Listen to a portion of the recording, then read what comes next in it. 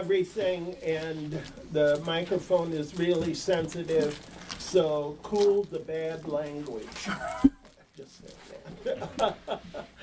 So, are you gonna give us the weather report, Keith?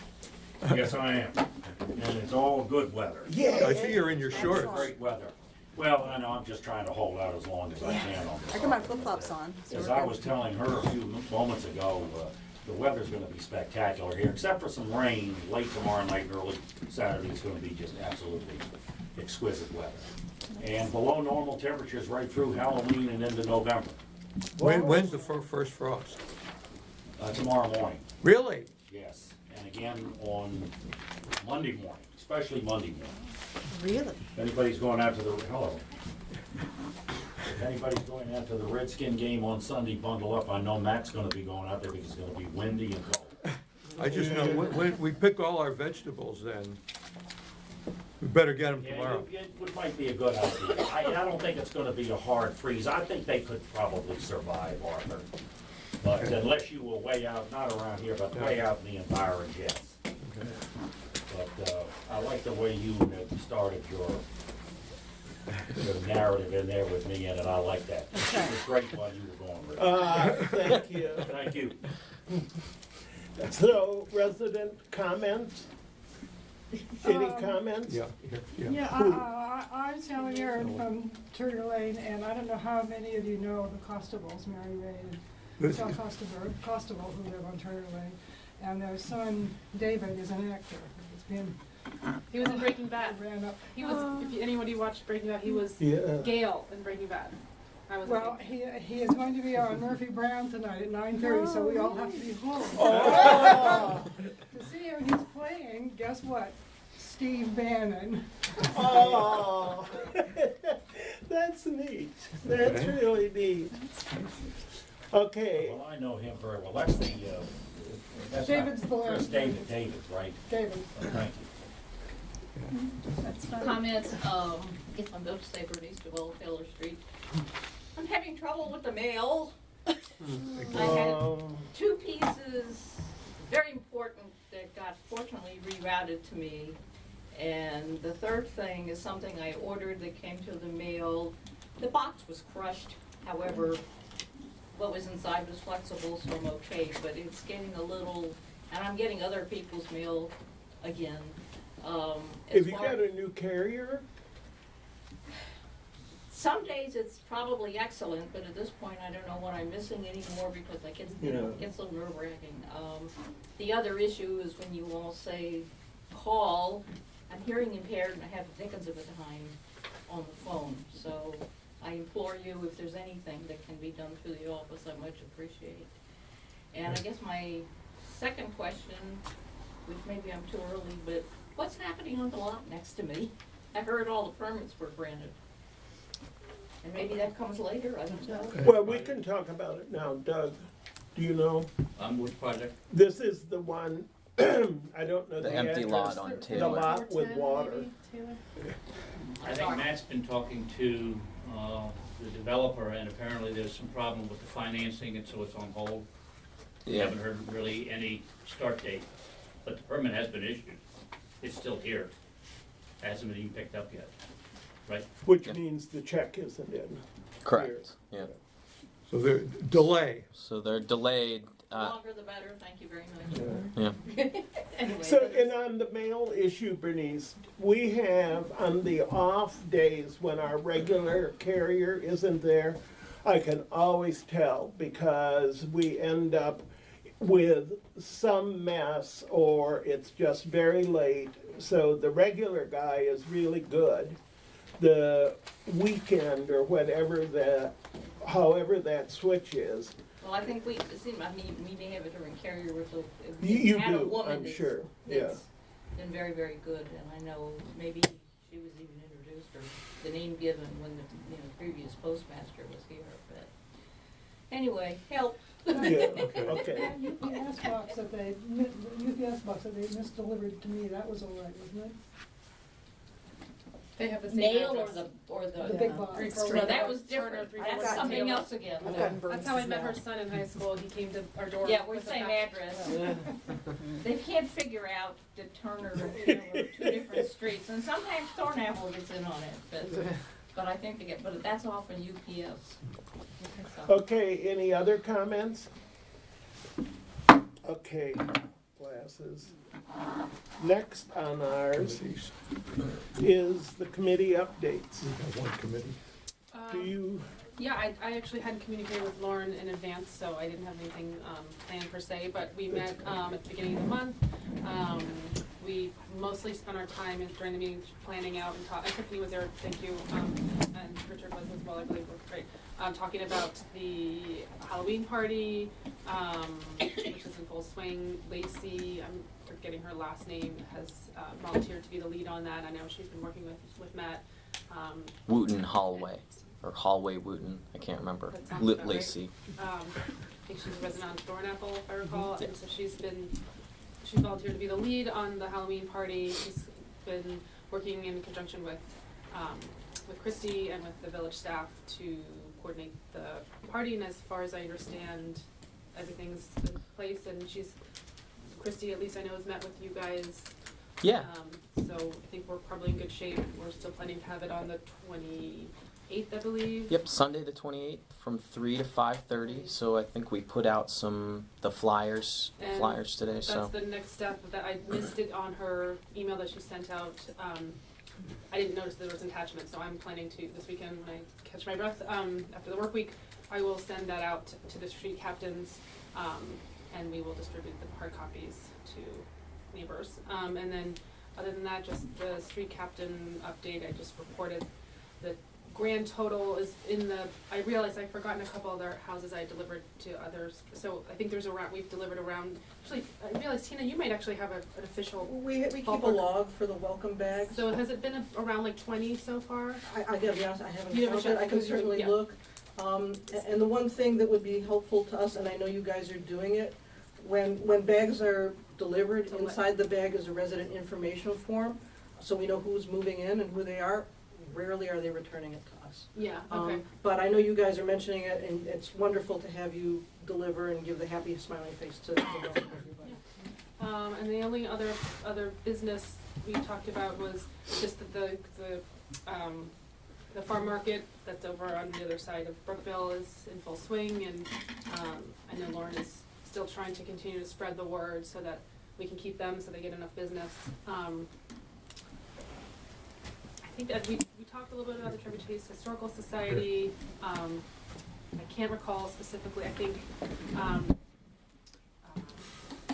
Marley's wife, Natalie, is kind of taking the lead on that. And I don't recall off the top of my head.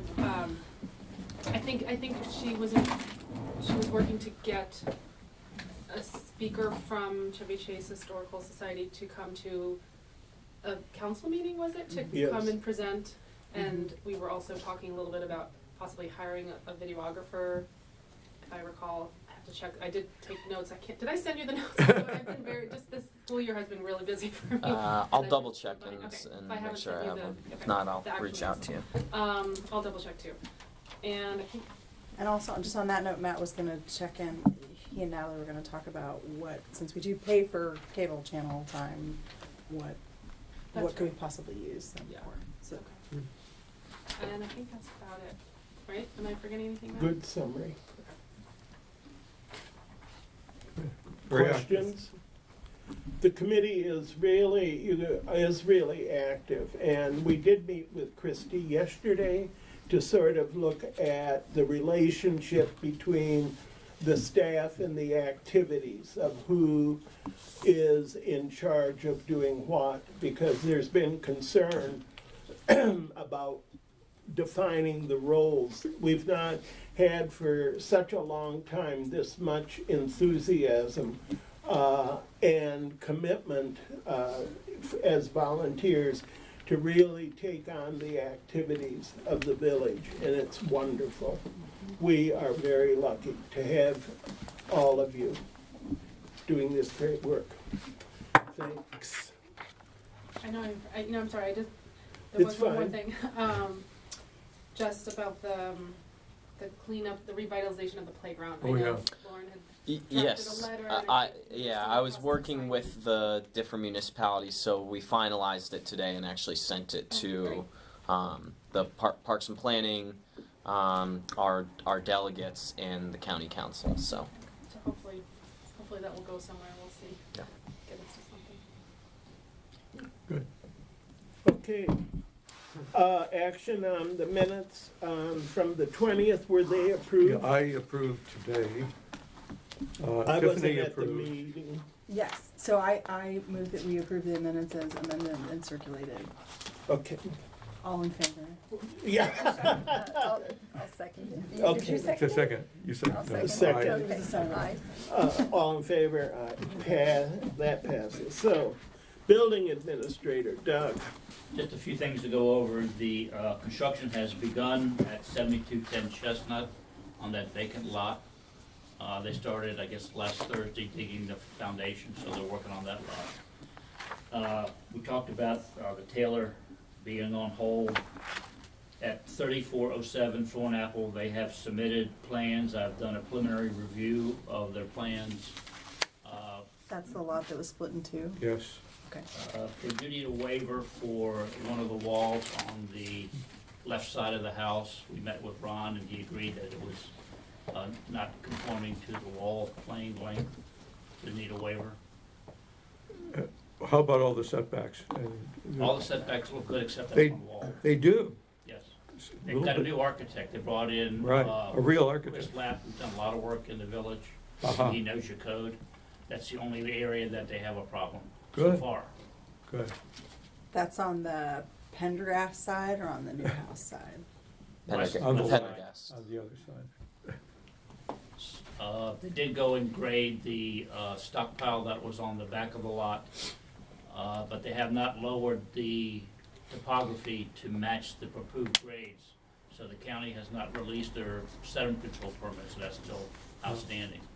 And we're holding ours until the county does that, and I guess we're gonna keep our, probably the same bond for the new construction. Did they submit another one? Yes, Oh, so we got two bonds now, good. yes.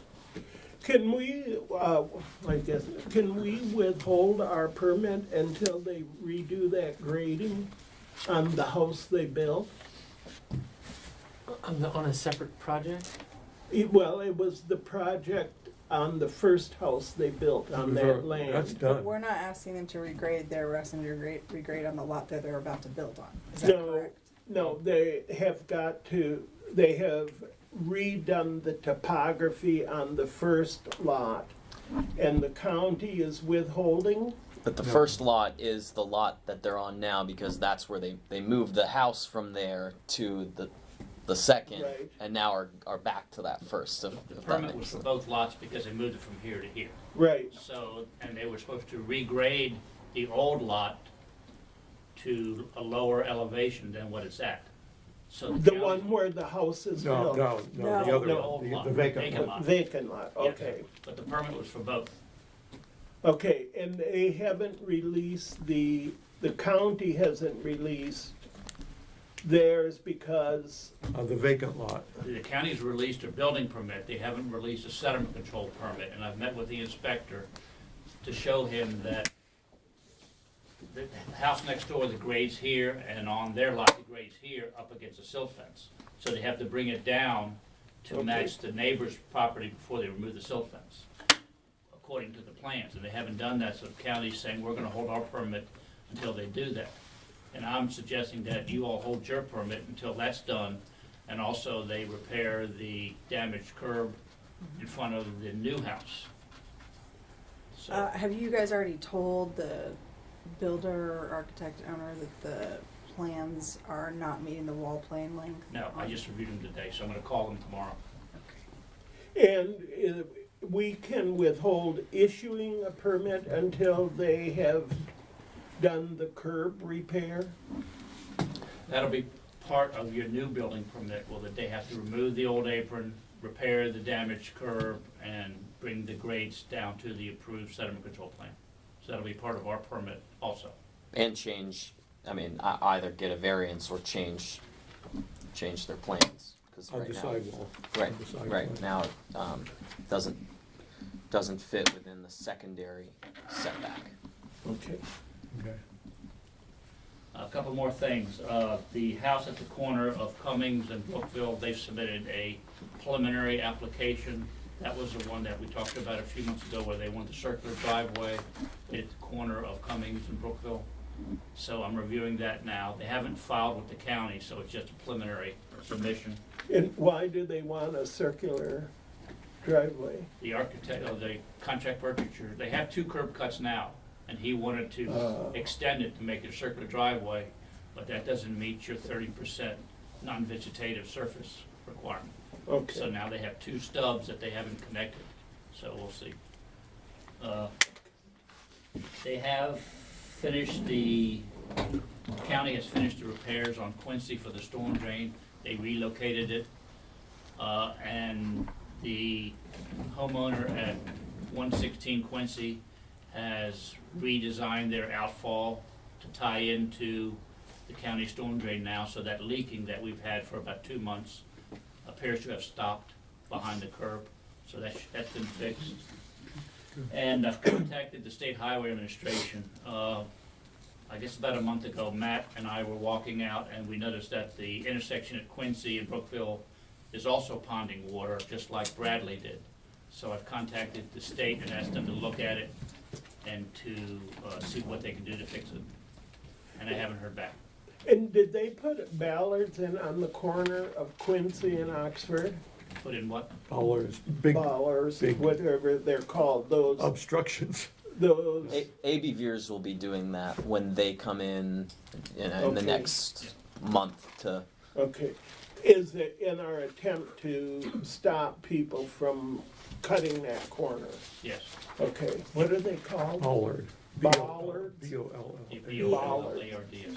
And that was Joe Kuchar's recommendation, Right. and we were waiting for Veers to come in and repave Quincy, and then do that at the same time. Okay.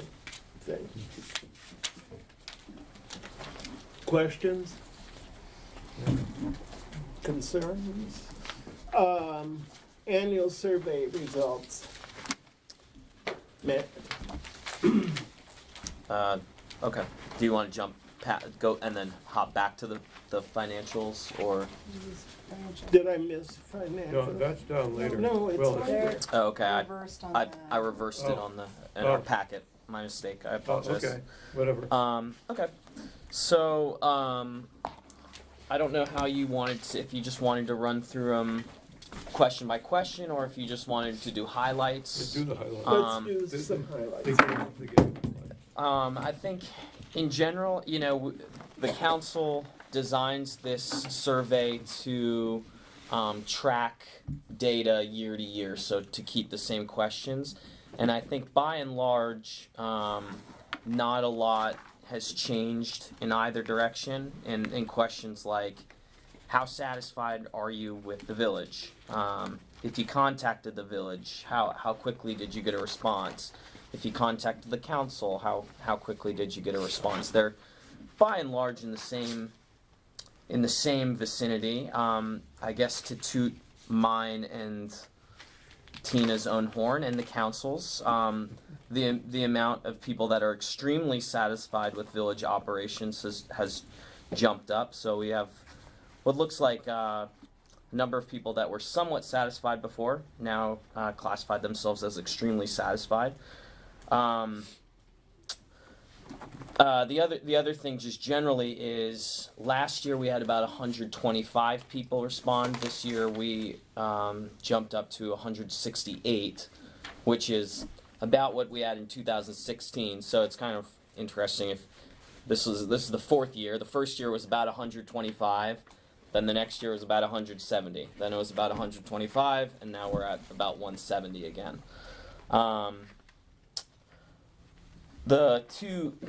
We had a few new questions added to it, including if the village added email addresses to the directory, would you make your email available? If you look at that's on the 3rd page here.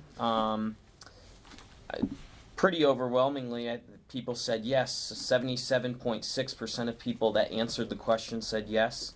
22.4% said no. If you go back, about a fifth of the people that took the survey didn't answer it. So I guess it depends on how you want to look at that. So just as a reminder to the council, I broke it up. The column A is all the responses. B is taking out the no responses and finding the percentage of people who answered the question. Then moving on to composting. It's a little bit more confusing to try to extrapolate a lot from it. So we explained that the village is exploring composting as a new service to its residents and trying to gauge interest in it. And so the four options were basically, I support village funds and I would participate. I support village funds, but I personally would not participate. I do not support village funds being used for it, but I would participate if it was offered to me. And then finally, I don't support village funds and I wouldn't use it. The highest response was that people supported village funds and would participate in it. We got a high non-response rate, so about 25% of people didn't respond to it. So it's hard to know if people are agnostic about it, just don't know about it. Now this is jumping around a little bit, but at the MML conference, I asked people about this at a small town forum, and when I talked about composting, a lot of other municipalities included yard waste, and their minds went to yard waste as opposed to food waste, which is, I think, primarily what we'd be talking about here. But the people that did have programs like that, they suggested doing a pilot program, which I think is sort of similar to what the compost crew recommended when they came in here to say, let's find out who's interested. Depending on interest, it'll be a cost to those people, and then let that pilot program, people can pay for it, and if they like it, they can continue on with it. If we get a good turnout and it seems to be a good service, then maybe the council could at a later date add it on as a service. But the way that it's administered, I think, in other municipalities generally is similar to that pilot program where it's sign on if you're interested, and that's what, for instance, Chevy Chase Village does around here. So then the next new question was, I don't know if you wanted to talk further about that or if you just want to move on. The next one is whether or not people support installing sidewalks on the north end of the village, and we said specifically on Thornapple and Delfield Street. Again, I suppose people will take out of it how they want to interpret the data. 50 people or 49 people didn't respond, so we had a high non-response rate to this question. So again, it's hard to know if people don't know, if they don't care, if they just don't feel like they have a strong enough opinion to vote. Right, or that it doesn't involve them. Their street, yeah. so they didn't bother answering. Just barely over 50% of people said yes, and just over 20% of people said no. When you take out the people that didn't respond, 71% of people that responded to the question said that they support it versus just under 29 who said they did not.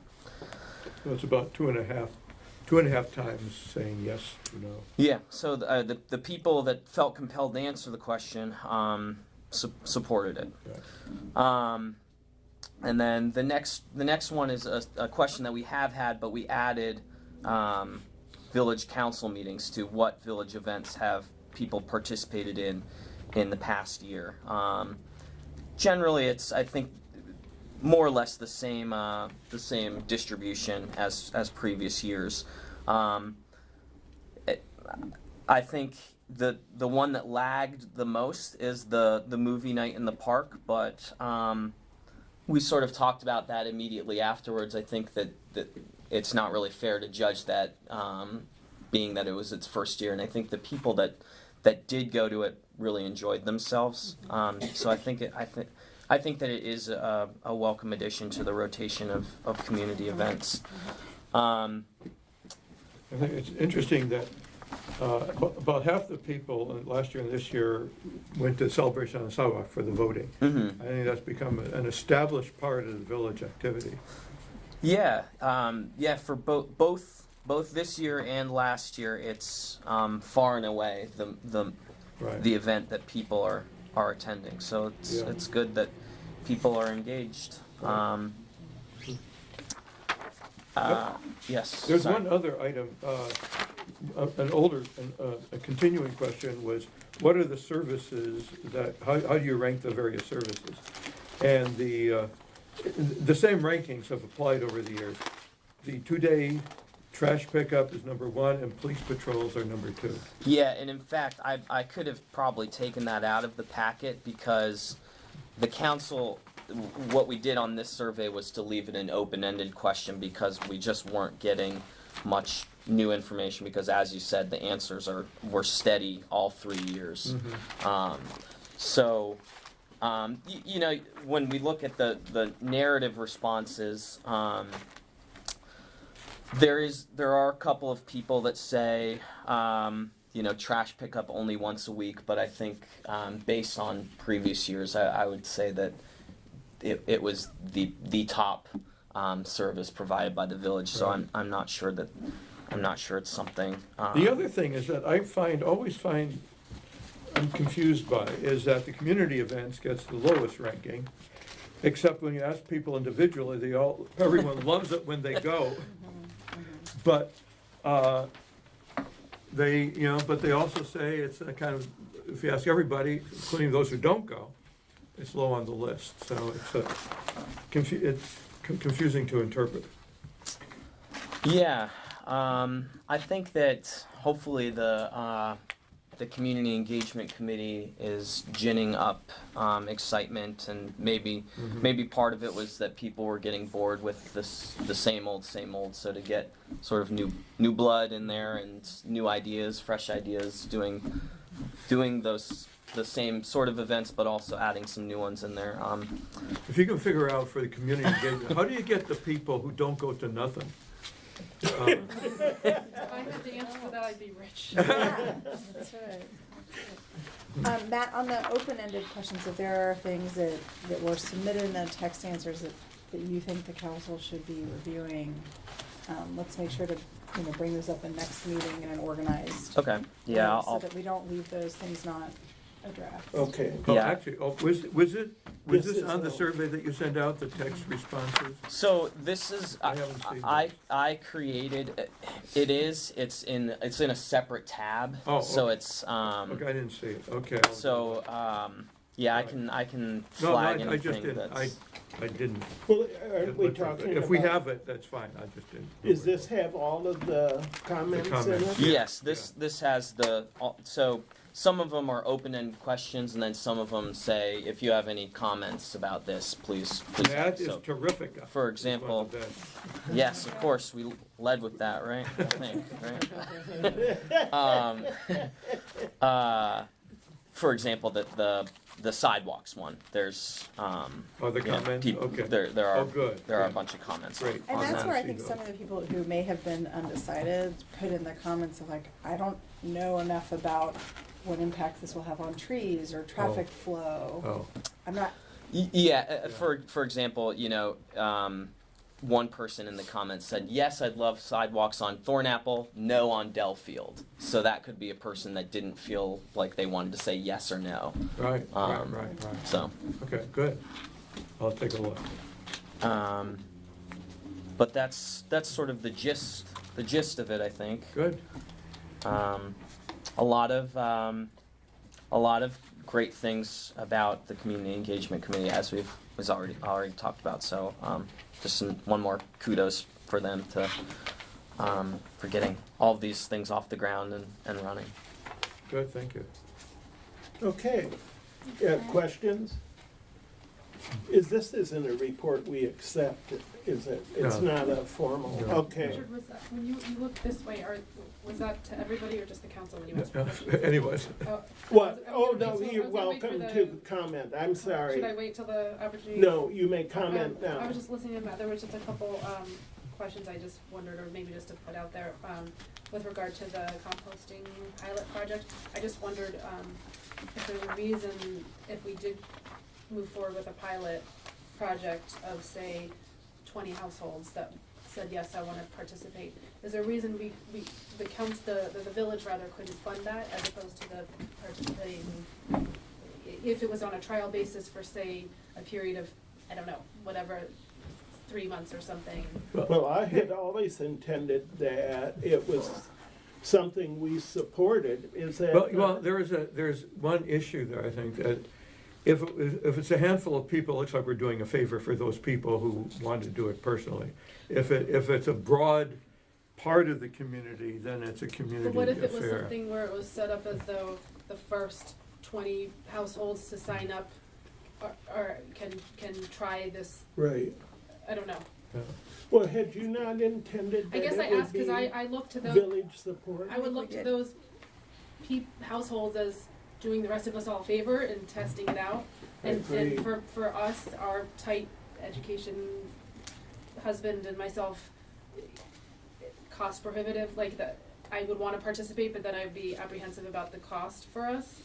But I really believe in the service, and I guess Right. that's why I'm asking, is I wonder if there are other people who would love to do this, but would rather do it with our, Right, I think, tax yeah, we dollars. deserve a discussion, but I can Yeah, see, I I saw think it. they're both points, yeah. Yeah, it's did just, you I guess not something to see it? consider is Right, why I asked. right. Yeah. Okay, And the other thing was,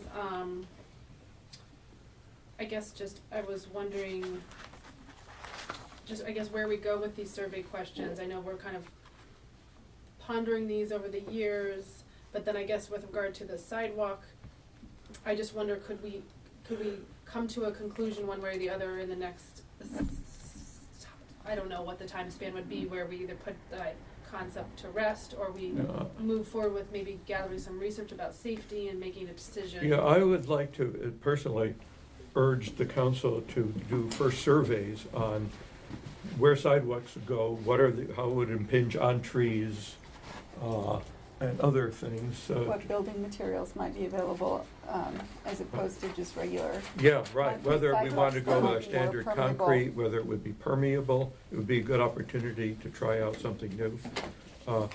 Yeah, but we would need to have first of all, the survey done to see. Surveyed by a contractor? Yeah, who would do that? I don't know who would do wouldn't that. the people The that road people? do our GIS, No. they're survey people, aren't they? But they don't do, I mean, Like for the roadways. survey question is one, like where is there space, but then we would have to lay over, lay it out. where's the right of way, Yeah. where are the trees. Right. Yeah. Well, that's why I'm saying GI, Or I think that or should be a Veers, separate I don't know who contractor, does have to that, say to or Joe somebody. Kuchar. It would be a civil engineer Yeah. that has surveyors and engineers on staff. Now, who would like- that be? Do we have anybody right now? Like that- Cass or AMT. Yeah. Chevy Chase View is currently going through a similar project, a sidewalk I'm sure project. Doug would have And they hired recommendations on here. Jason Azar and Associates to be the project manager, and Right. his firm will do the scoping of the RFP. Oh, yeah, so we should do first a survey of who's available and perhaps let a contract. We would have to have a motion. I Wouldn't think, it look a lot like what you had to do for I mean, you had Jakubiak kind of come in and that was the person who. So in addition to Chevy Chase View, Garrett Park recently completed a project, so the managers of those two towns could share the proposals Right. that came in, so you know who's Good, good. interested. Yeah, so the other side of this has to be the scope. let's go. And then, once we have scope, we're back to, I really think we need town meetings. This Yeah, is, oh, yeah. and back to the safety issue, like how important, we've gone all of these years without sidewalks. And I personally think we should look at all of the streets that don't have sidewalks and not just the north side. Right. But I think Thornapple was of particular concern because it's one of the bigger thoroughfares and it's the only one in Right. the village that doesn't have a sidewalk currently. All the other Streets have Cummings, one side, Shepherd, Mm. every other one has a sidewalk. right? Delfield and Chestnut? I mean, all the ones She's- that run Oh. east-west. Oh. East-west thoroughfare streets. You know, Thornapple, Taylor, Turner, Shepherd, literally every single street Right. As one or two. has at least one sidewalk on it that Bernie's- runs east-west, which are the ones that have more commuters and are busier than the north-south. North-south. Yeah. Well, I'm Bernice, I'm a morning dog walker, and for some reason, it seems like traffic has accelerated. And in Summit, Thornapple, there's no sidewalks, and multiple cars, much more than before. And I don't Right. know if people are detouring through here, if there's something construction, but it's really, sidewalks would be good. I know someone tried years ago to push that through, but Right. A lot of that, by the way, if you don't mind me interrupting, but he said was because of the Oregon Avenue project between Western Avenue I and guess. Military Road. That is it's over. one thing after another. I think you'll notice now that that will cease and desist. There won't be as much traffic there because they just opened Oregon Avenue a couple of days ago. Except I think the population has just increased in the I DC think area, so, so yeah. I think it's also just a bit of that too, you know. More people. More people. So we need to have impacts, costs, where I think things this would is go. there's Yeah. a project manager Right, contract in the future. Yeah. I don't see this well, as yeah, something- I think one of the things, again, is scope. I mean, to say, well, let's just put them on Thornapple when there are all other the others streets as well. that don't have Right. sidewalks, or do we want all of the streets to have sidewalks on both sides? Is there, on Bradley, pretty on the upper end of Bradley, we have sidewalks on both sides. Raymond does. But I, Upper Raymond, not upper. pardons, Shepherd does, Cummings does. Anyway, Yeah. okay, we can mumble Right. about that for a Yeah, while. we should get moving on it. Okay, Okay. so what do we want Matt to do? Do we want Matt to find some contractors? Do we want to? We have a contract, we have a civil engineer that works for us now, so I might ask him, like, I mean, Joe. and the other folks, how have they started Doug, their yeah. projects, and do they, Doug or Joe? Who are you talking about? with both? Okay, How did they start their projects, and I was not here for the building codes, but you found Jakubiak and he Yes. walked people through this. I think that we're gonna end up in the same place where Right. we're gonna need a professional yeah. Right. that's helping walk us through this. Yeah, and And- that's what Chevy Chase View is doing. Okay. Jason Azar is the project manager. He's scoping the project, and then it'll be bid out to. There's in the town of Chevy Chase on Rosemary, there's a sidewalk that comes to an end for like 3 properties.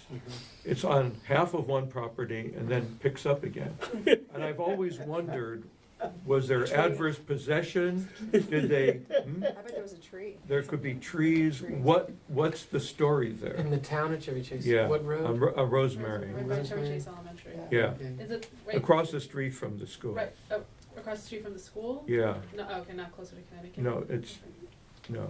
I can ask Todd Hoffman, I don't Yeah. know the story there. So Matt, I've do you- actually do you looked have it up enough of an online. idea of I what couldn't to find do going anything. forward for that? Yeah, I'll talk to Joe Okay. and Doug about Got some ideas about moving forward. basically, first Maybe some of steps, these and other then folks I'll help. reach Yeah, out with to How the do other they find their towns, project Garrett Park, manager? Chevy Yeah. Chase. Yes. Yeah, good, thank you. Now, budget, Okay. financials. Financial. It's funny, when I wrote my financial report, we had virtually no money has come in so far in the first quarter.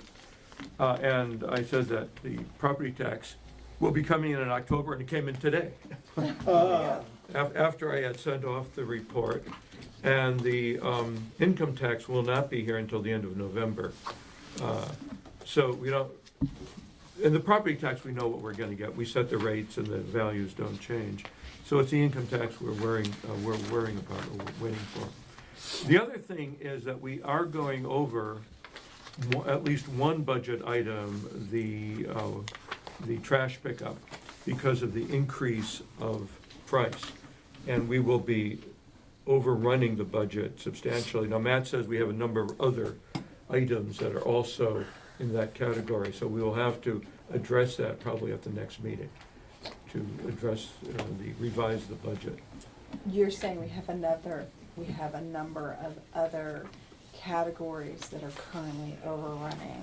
No, just a couple of other budget categories that looking ahead, based on new contracts or what have you, we will be above there by the end of the year, so we could nip it in the bud. I mean, I would like us to, I don't know if this is what you're gonna say next, but if we have contracts in place that are service contracts, I would like to amend now, if we already know that we're gonna be spending more Right, money. in the Why are we future. waiting Why till the we- end of the year? Well, the only reason, we won't. Well, we're just gonna say the next meeting where we have a list of all the other ones, but we could do the trash right now. No, I don't. Well, part of what we try to do in that is a bigger budget review, so that those categories that are being underspent, that we don't mess with the bottom line, so to speak, by shifting monies from one category to another. Our I- trash may be so significant that we're not. Right, that one That- we well, we may know just have that right to now. add to, Yeah. yeah. We know the trash at the Right. moment. Yeah. So Uh, if that's a, If just that one is so, Yeah. that we can't wait until February when we do the first of the budget go-throughs. Right. Yeah, we could do because it that. kind of But- would just take that off the table. We already know that that's. Right. Right, trash is, yeah, we can amend that We then can at the deal next with the rest meeting, of it. right. Okay, so I'll make sure that we At the have next numbers meeting. at the next meeting so that we can just nip that in the bud. I was looking at the community activities, and now I've lost it again, budget. 5520 on page 3. 55, oh, yeah, got it. Where we've budgeted, one of the reasons I was thinking about it, we've budgeted $30,000 for this year. So that's significantly higher than what I thought it was. And I mention this because the Community Engagement Committee is looking at the possibility of another activity, and maybe an adults-only activity. Yay. I'm sorry, I didn't hear that. Not maybe, definitely, it's definitely, it would definitely be an adults only. No balloons. Yeah. Anyway, I was wondering if we had enough funds, but it would appear on the surface that with the activities that are already in the works, that we should be okay to add another activity. I think so. We should, yeah, I think we should be. I mean, within reason, another one. I think our alternative, what we were also considering is if there wasn't, we would turn the Valentine's Day cookie exchange into an adults-only event. I think we were actually considering doing that I'm not sure. I know we kind of talked about that a little bit at the meeting because we weren't sure. I think it was because we weren't sure if we were gonna be able to afford to rent out a fair twice or if we were gonna try and rent out another space nearby, but we were hoping to keep it walkable, so. Good. But I think that would be good news to the community engagement community, if we knew that technically there is enough money in the budget if we wanted to keep the cookie exchange still family friendly and then still be able to rent out La Ferme or possibly Shifty's Village or the women's, whatever it's called, The women's club. women's club, something like that. Okay, Good. well, financially, we're doing really well. Yes. Well, we haven't gotten our first tranche of the income tax, so we'll But how know at much the end of came next in week. with the property tax? Well, since we reduced the rate to practically zero, Right. Not much. But Oh, that's right, because we But we're get not nothing from dependent on it. that we're not dependent on Right. anyway. Right. Like that Right. is not Yeah. We're a not, significant I think it was 6,000, source around of 6,000. income. okay. Which, And is there a Which will pay motion? for a party.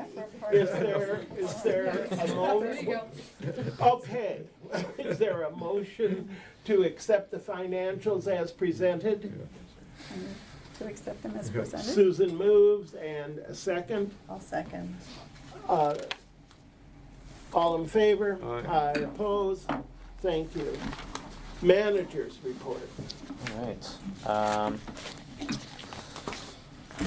So as I mentioned, I attended the fall MML conference in Annapolis. One of the big issues that was brought up there was the issue of small cell towers.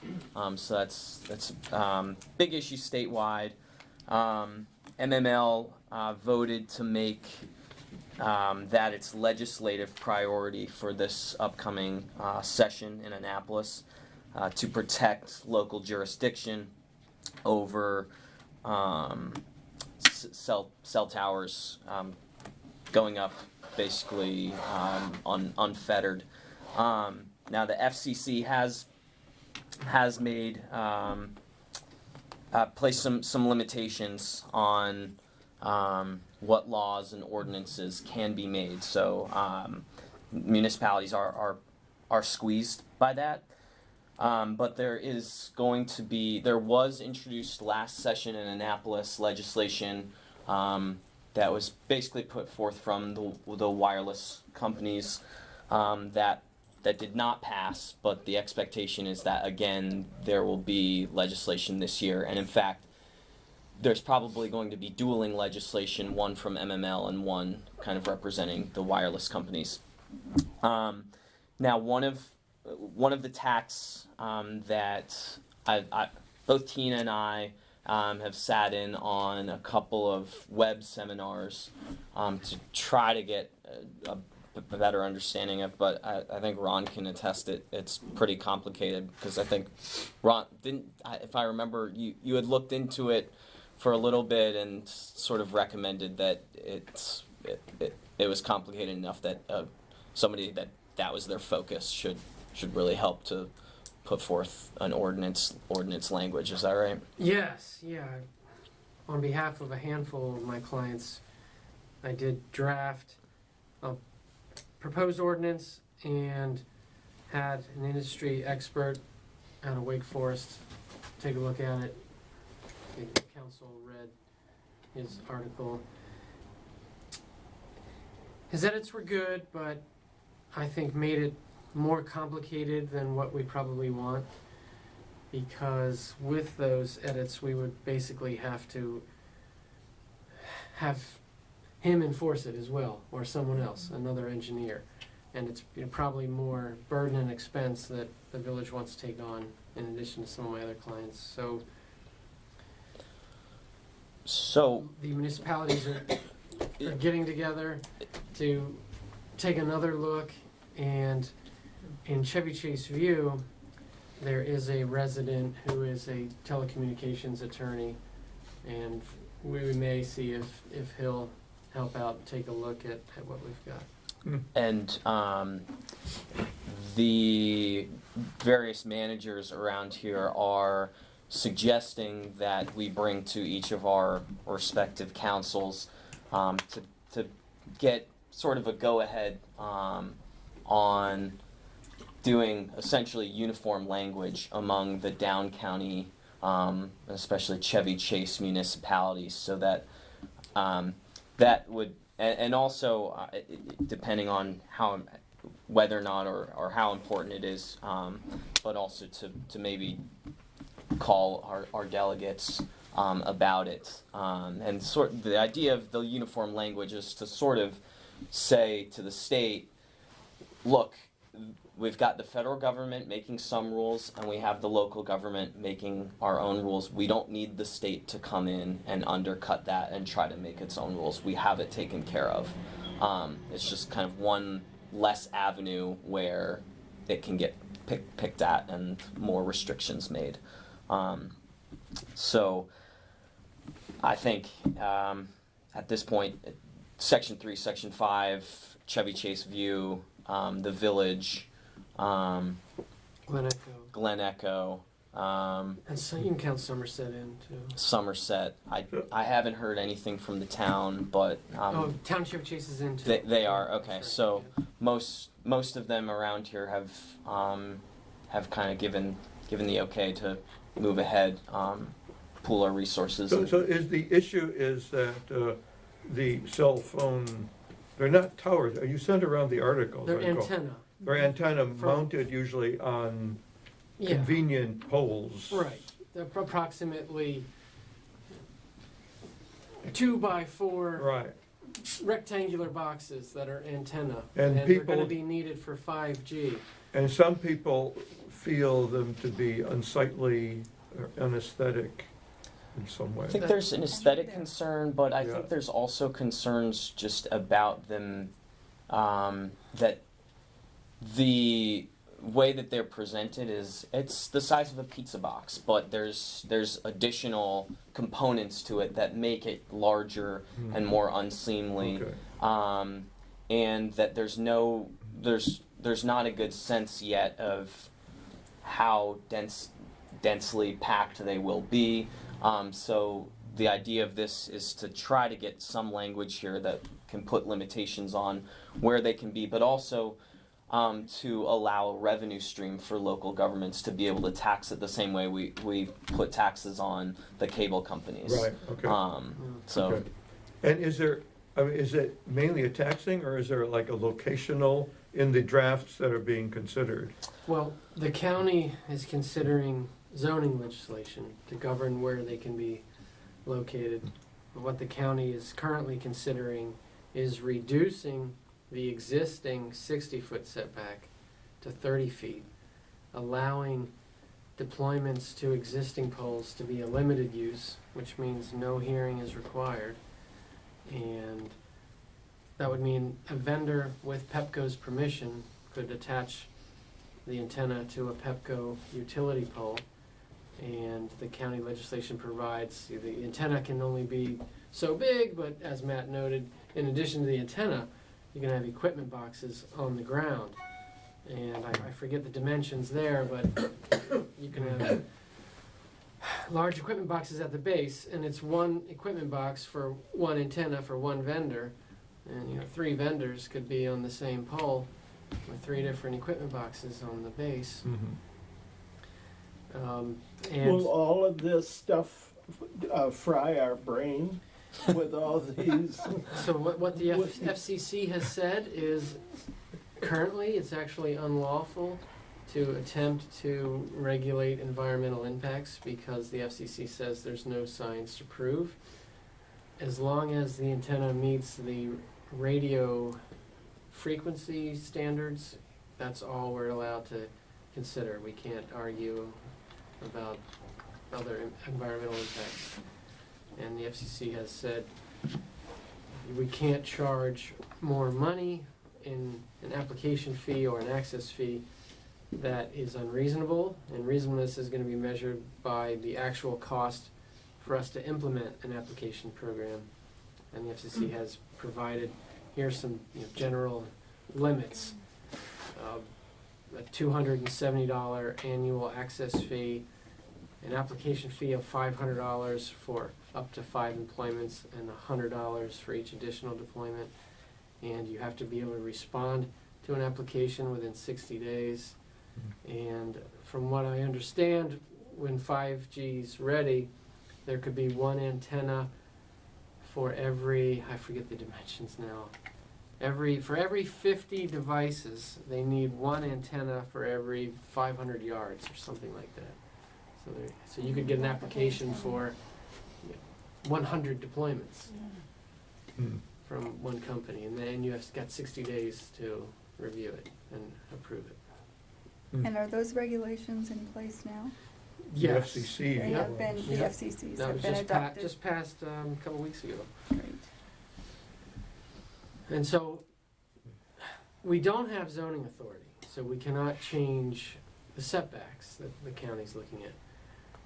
What I tried to do in my draft was give us basically a permitting ordinance. You do need a permit, and we will have to talk about what we want in there. But I'm assuming most of my clients, small towns, aren't gonna wanna have to hire a telecommunications engineer to review all these applications. So maybe what we're gonna be mostly concerned about is safety.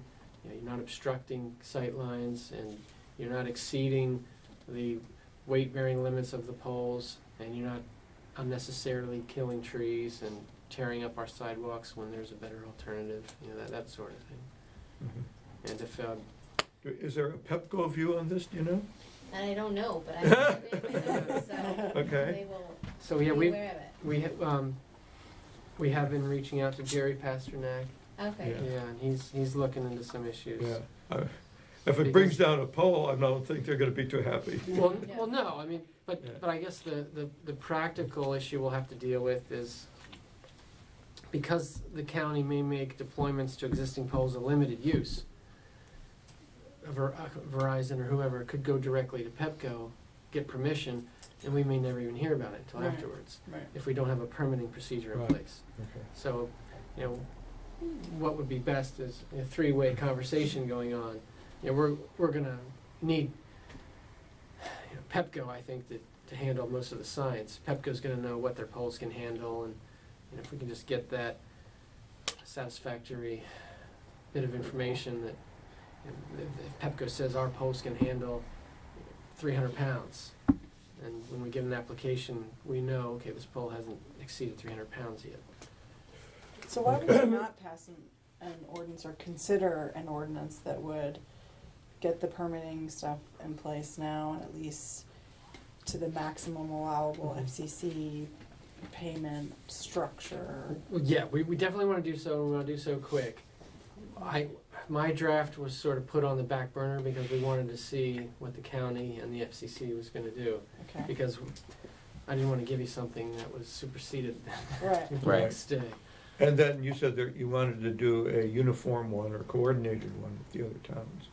That's right. So, That's a Martin's- strategy question. In Martin's Additions and 3 of my other clients helped pay for this ordinance that I drafted in the industry expert review, but now we may have 9 towns, and we may want to retain a telecommunications attorney, and we've identified one in Chevy Right. Chase View that might be good. He's going to the meeting tonight. What is it, Matt? The Maryland Municipal League Montgomery County chapter. Thank you. But the issue with that is that it's not a Montgomery County wide thing. It's specifically for the down county ones. So I don't know. I'll be curious to see what comes out of that. But I mean, for instance, Barnesville. I don't know that they're necessarily gonna join in with the Right. same with us. Right.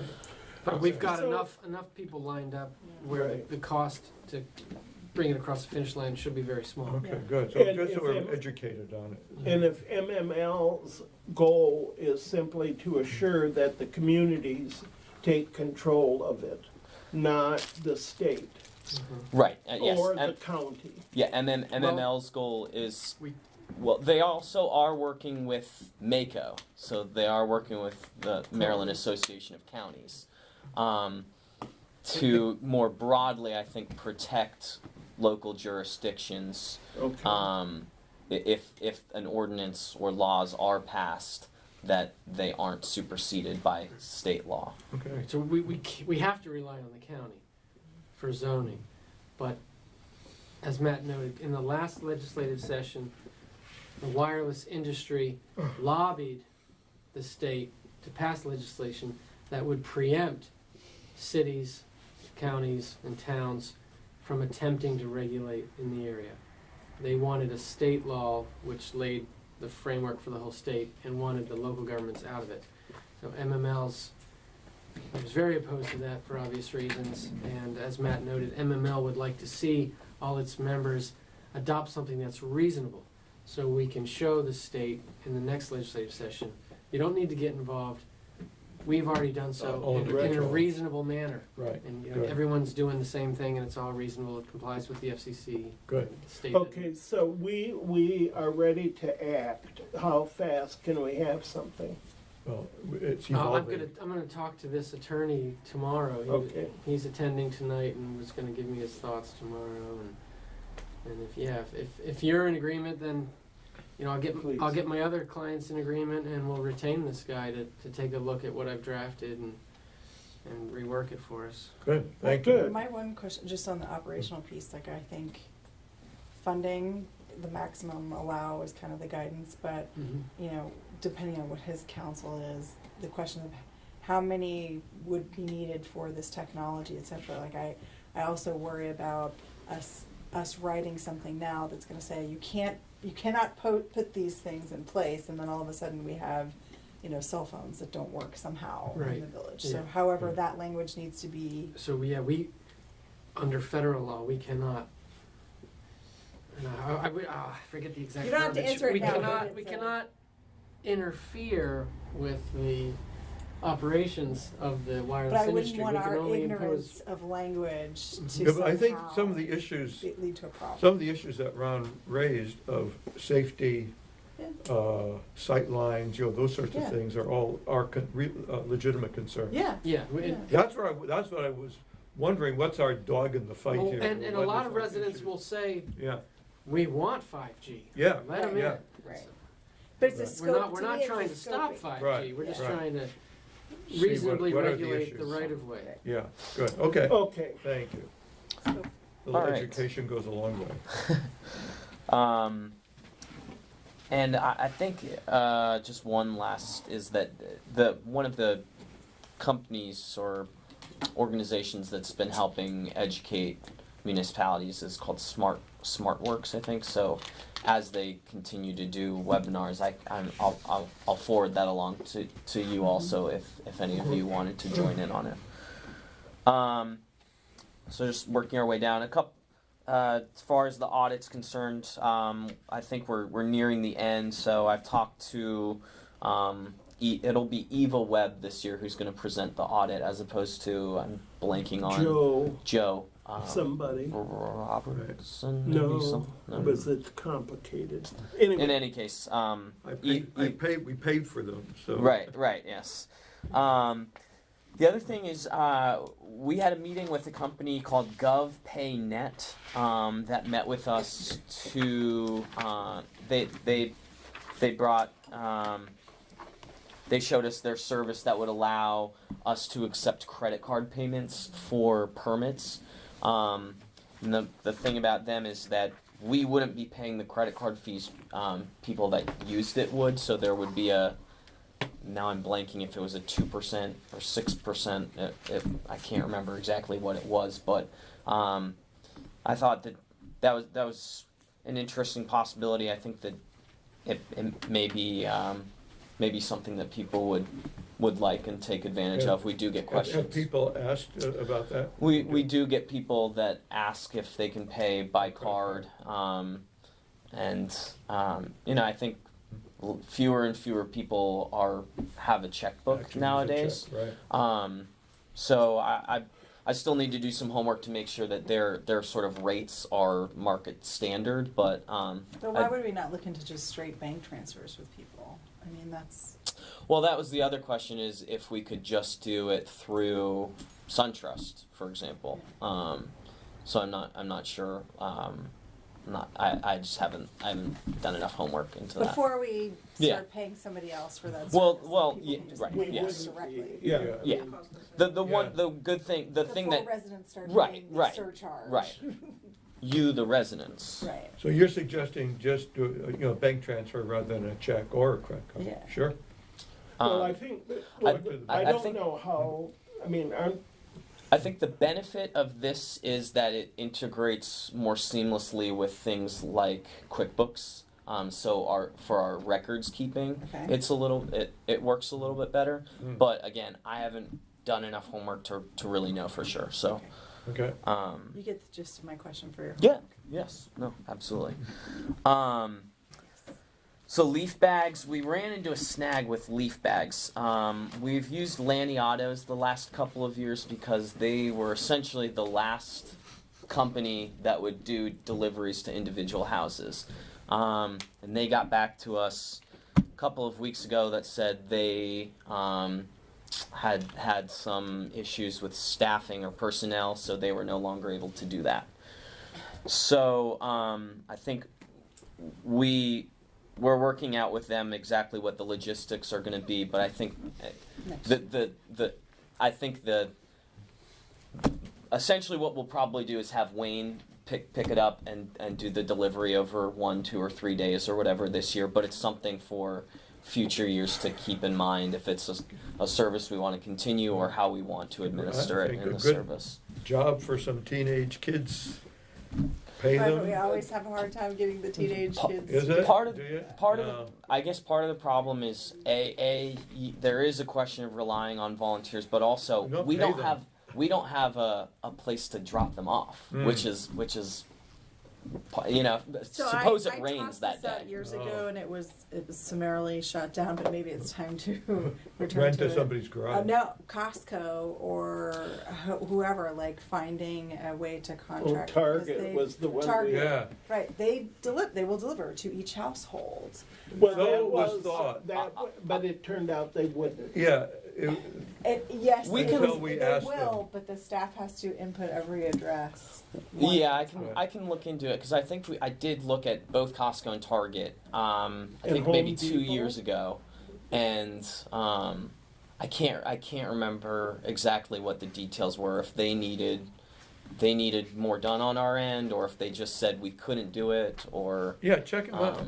so For next year. yes. Yeah, for next year. We thought we had them one year, but Yeah. at the end it This didn't work close, out. yeah. The next item is community policing. So I printed off this, which is the sort of results of the extra Right. traffic patrols. There's one more. There we go. And so originally we did 4. When I originally talked to Nick, he said they could do between 4 and 6 weeks. So I think at the last meeting we extended it for the 2 weeks. There hasn't really been a significant drop off. As Nick mentions in here, the overwhelming majority of stops they made were here on Brookville Road and Taylor Street.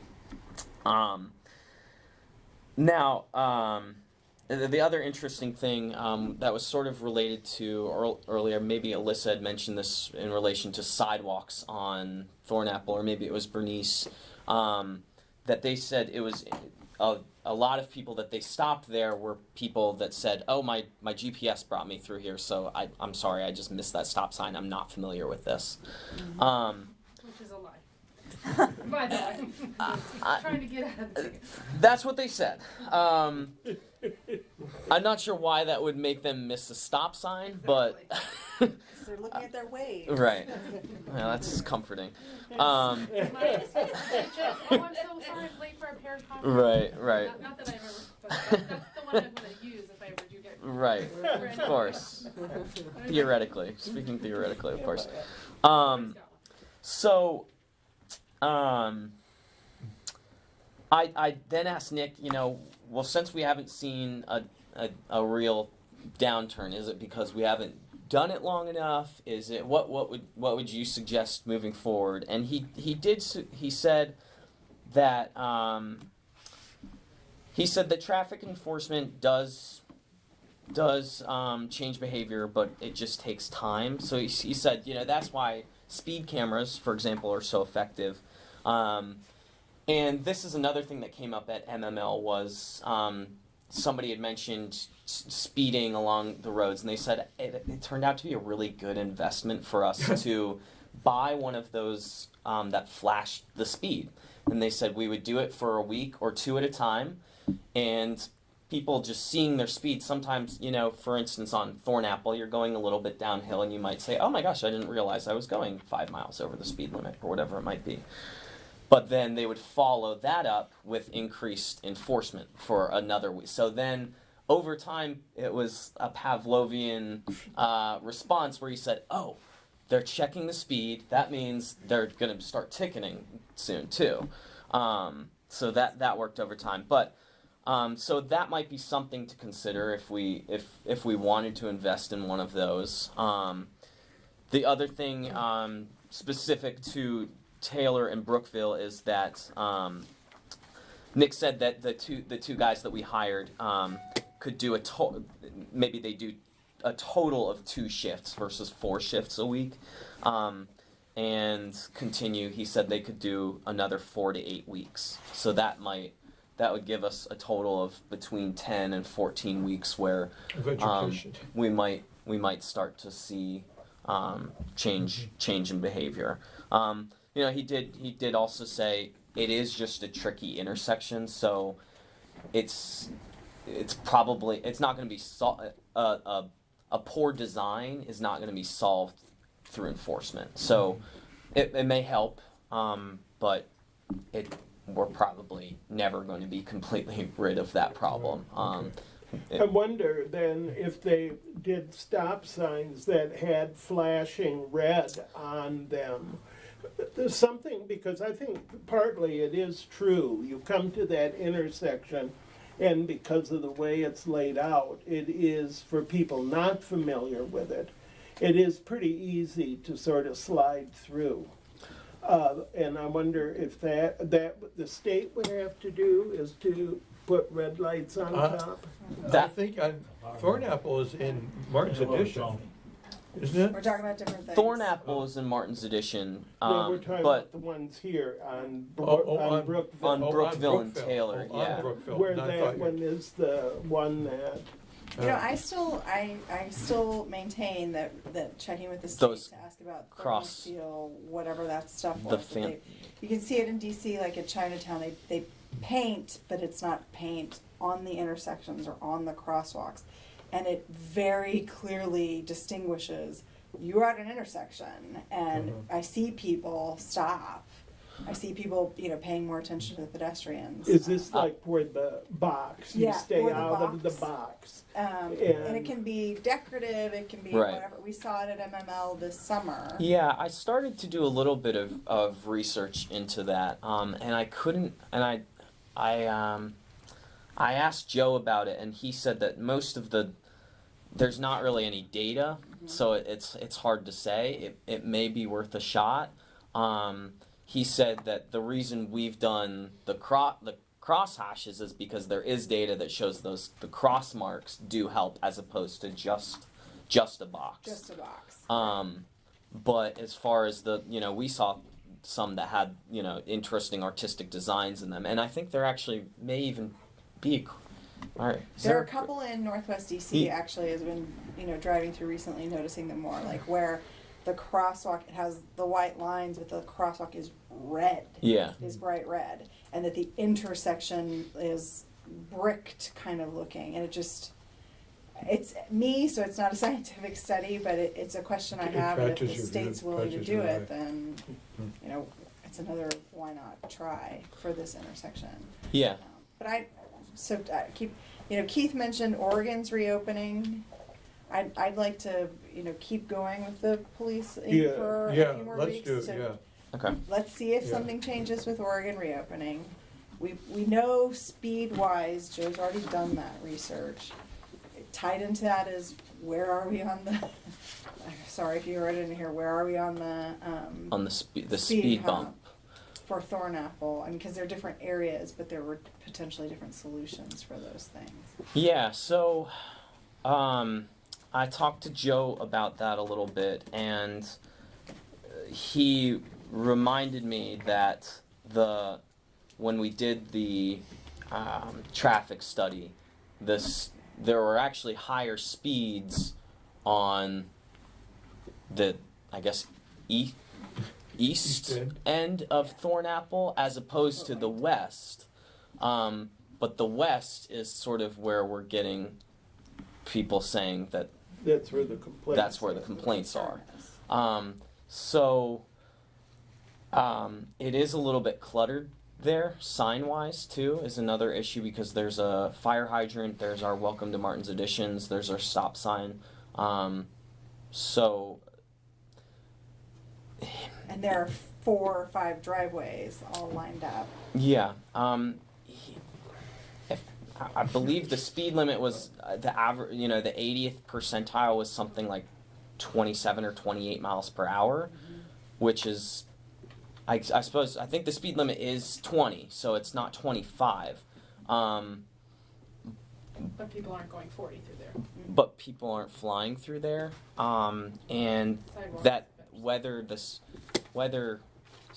speed bumps would really have any, it may have a psychological effect on people to feel like, okay, at least they're hitting a bump, but it may cut 3, 4, maybe 5 miles per hour off, but which, you know, is 3 or 4 or 5 miles per hour, so maybe, I mean, that is a difference, but whether it's so then we go back. The speed bump doesn't address Yeah. what there's no sidewalk. Right, so then Totally that's separate. part of a different conversation It's like with the it's sidewalks. It's an answer to where it's not a clear problem. Right, and actually, and I think that maybe should be part of the discussion when we get to sidewalks, is because we actually got a couple of written responses in the survey that said we don't need sidewalks. The sidewalks won't do anything to stop people from speeding, and it's you know, You get the separation. yes, you're right. It won't do anything. That's not the concern that the sidewalks are addressing.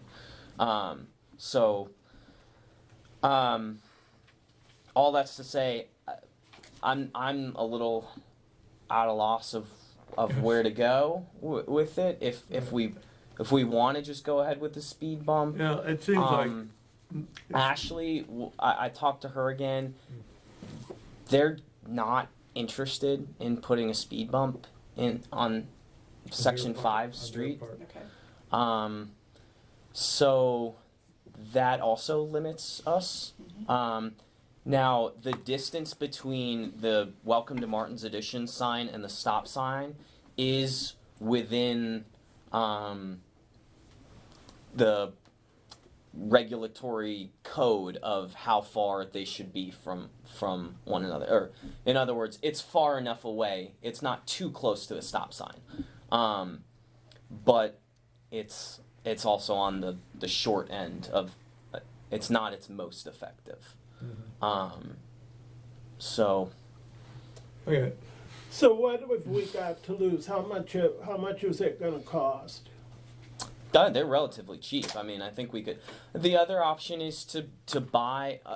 I asked Joe about buying a rubber speed bump, Right. and he said that those are really not. They're probably more expensive than just putting in an actual speed bump. But there is an advantage that if you don't like it or it's not working, then we take it out and perhaps could use it at a different location. But He also, I asked him about, because we had talked about the kind of 4 corners speed bumps that they have, I think, over in Somerset, and he was not in favor of those. He said that they're not up to code, so he didn't think that they were safe. Yes. You go over them every day. I was gonna say, I stop at that intersection by the school every day. Okay. Oh, wait. Should I wait? Okay. Well, I can breeze through the rest of my Okay. report maybe really quickly. So Tree City, we're hoping to finish that up soon. We have till the end of the year to put in that, but we're on track to get Tree City certification again. Tomorrow I'll be walking around with Paul and Paula to identify trees that maybe need work, and also to get started on planting. We have maybe another 3 weeks or so where we're still in that prime And planting season. How many applications have we had now for private trees? I believe we've had 6. Really? Or 6 or 7. And about 3 of them have said, "Oh, we're not interested in your list." So that's another question for future years is, are we committed to it being canopy trees? Because a lot of people are interested in ornamental trees. Now I don't know if that has the same benefit that it's worth it to put them in the program, but in any case, as I mentioned, we sent out the letter today for the playground equipment and some of the trimming that needs to be done over in Shepherd Park, and the last one I sort of wanted to touch base with the council about is leaf vacuuming. So right now we're scheduled to start next Friday. I've reached out to another company because I spoke with the new manager at North Chevy Chase, and when I spoke to the owner there, it sounded good, but it would also not be. I don't know what days they're available, and we also wouldn't be going out to bid properly on it. So but I am sort of cheesed off at Lee's Trees, because they sent us a schedule that said they'll pick up on Tuesday, the week of Thanksgiving. And so I said, well, then can we do Tuesday every week? Tuesday is much more preferable than Friday. And they basically responded, no, we can't do that. We're all booked up. You need to contact us in early August, and we'll set it. And I'm mad because I did contact them in early August and got Mondays, and then they said we can't do Mondays because we do Section 5. So anyway, my feeling is if this other company is offering the same service at a better rate and is able to get us a better day, Go. I'm inclined to just go for it. Within the current rate for this year. I mean, it doesn't have to be a better rate, I don't think. No. If it's better service. But if it's better service. Yeah. But the question is if because we're not following our So policy. how much is the total likely to be? So that's just asking where on that, like what, to be clear for the record, like the policy, if it's over 10,000, we go out to bid. If the council decided it was a significant contract, I can't remember the exact language, so he's gonna check, sorry. Yeah, but if we already have done that, and we have one, we can get one that's the same or less, couldn't we do it without going out to bid? That's a wrong question, I interrupted Susan, but I wanna make sure that was on the record we're gonna work within what we said we would work with. I think it'll be in the $9,000 neighborhood. If it's once a week from if it's under 9,000, once a week starting next week, going through November and maybe the first month of or first week of December, it's basically $1,500 per pickup. And this other company, Beth Key, would be at a similar rate. So I sent them over the information. Okay. And that's starting, you said, the last week in October? We're scheduled to start next Friday. Week. Yeah. So. We could even wait a week. So yeah, I know the leaves haven't really fallen that much yet. So the other. Makes it cheaper now. That's exactly what I'm thinking. It's definitely under the 10,000 if one less week. So to perhaps just put it off a week either way. Yeah, but you have to talk to them. If Beth Key can't do it, we'll suck it up and do Fridays this year, and then. So after looking at the policy and the charter, I think our attorney's gonna tell us we have the flexibility to. Yeah. not bid. Charter provides bidding can be dispensed with when the council decides at a public meeting that it's impractical to obtain competition by advertising based on prior lack of response. If you're getting the same or a better deal than your existing contract, you can rely on your prior RFP. Good. Okay. So that's what I sent them is basically the same RFP. So hopefully I'll hear back from them shortly, and I'll send that over to you. And then the last update is WSSC is finished on Quincy, which is very exciting. So they're just doing. They have some asphalt repairs to do, but we're scheduled to begin repaving on Raymond Street on October 29th. So we'll start with concrete work, and then we'll do concrete work on Quincy. Then we'll repave the streets. That should only take a couple of days. So by hopefully mid to late November, we'll be done with those streets finally. And WSSC is then going to move on up the village to Chestnut and Thornapple Street. We'll take care of those when we get to it. That would be awesome if we can get those two streets Yep. done. Yeah. before we're done. And just for the record, I got a message today from WSSC because I went by there this afternoon and said, your crew's not there, what's going on? And they said, well, we finished, we wrapped it up, so we'll be back. We'll be back to begin asphalt work. But they specifically said, good job to Tina and to Paul Wolf for working with them really quickly while I was away at MML to help take care of trees that were stopping them from being able to put in new connections to a couple of houses. So Oh, just good. for the record, Good. way to go Tina, way to go Paul Wolf. Thank you. Good. And that's it. those are it. Okay, thank you. No, any comments? Any more comments? The only thing I just wanna say, you already know where I fall on the sidewalk debate, is just that I think it's sort of, it seems very obvious to me that sidewalks, more so than speed bumps, will more likely prevent a person, I think, particularly like small children, from getting hit by a car. You know, if they're not even in the street in the first place. And if the traffic survey suggests that speeding is not really the issue, and on top of that, remembering that I know it's a very hotly debated issue, which is why I know you guys have been taking a lot of time to consider this.